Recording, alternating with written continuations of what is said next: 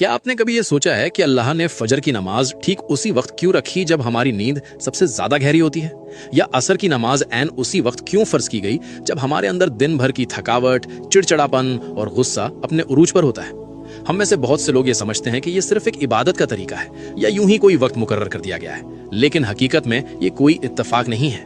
अल्लाह ने 5 वक्त की नमाजें बिल्कुल उन्हीं वक्तों में फर्ज की हैं जहां आपकी रूह और आपका दिमाग सबसे ज्यादा कमजोर होते हैं। दिन की शुरुआत फजर से होती है, दुनिया से मिलने से पहले अल्लाह से मुलाकात। सुबह के वक्त आपके जिस्म में एक खास हार्मोनल बदलाव होता है जिसे medical science cortisol awakening response कहती है। ये वो वक्त है जब रिस्क अता किया जा रहा होता है और फरिश्ते अपनी ड्यूटी बदल रहे होते हैं। अगर आप इस वक्त सोते रह गए तो आपने अपने पूरे दिन की बुनियाद ही कमजोर कर दी। फिर आता है जोहर का वक्त। दिन के बीच में जब आप काम कर रहे होते हैं तो आपके जिस्म का एनर्जी लेवल गिरने लगता है, फोकस खत्म हो जाता है, दिमाग थकने लगता है और इंसान गलत फैसले करने लगता है। जोहर की नमाज आपके दिमाग के लिए अल्लाह की तरफ से एक परफेक्ट न्यूरोलॉजिकल रीसेट है। ये आपके दिमागी बोझ को खत्म करके आपकी तवज्जो को दोबारा बैलेंस करती है।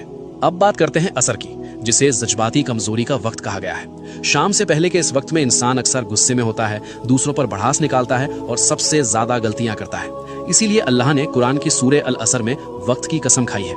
असर की नमाज एक हिफाजती रुकावट है जो आपको जज्बाती तौर पर टूटने से बचाती है। इससे पहले कि हम मगरिब और इशा के एक बहुत बड़े राज की तरफ बढ़ें, इस वीडियो को अभी अपने दोस्तों और अजीजों के साथ शेयर जरूर करें ताकि वो भी नमाज की इस खूबसूरत हकीकत को समझ सकें।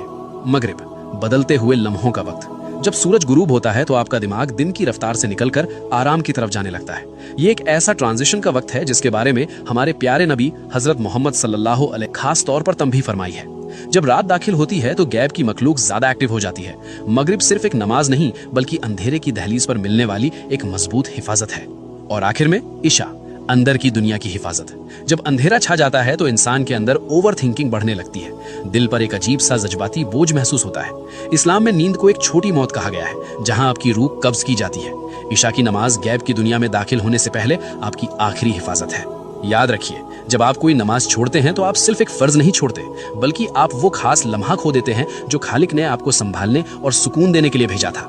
या अल्लाह हम सबको और हमारी नस्लों को 5 वक्त की नमाज कायम करने वाला बना दे। कमेंट्स में एक बार दिल से आमीन जरूर लिखें।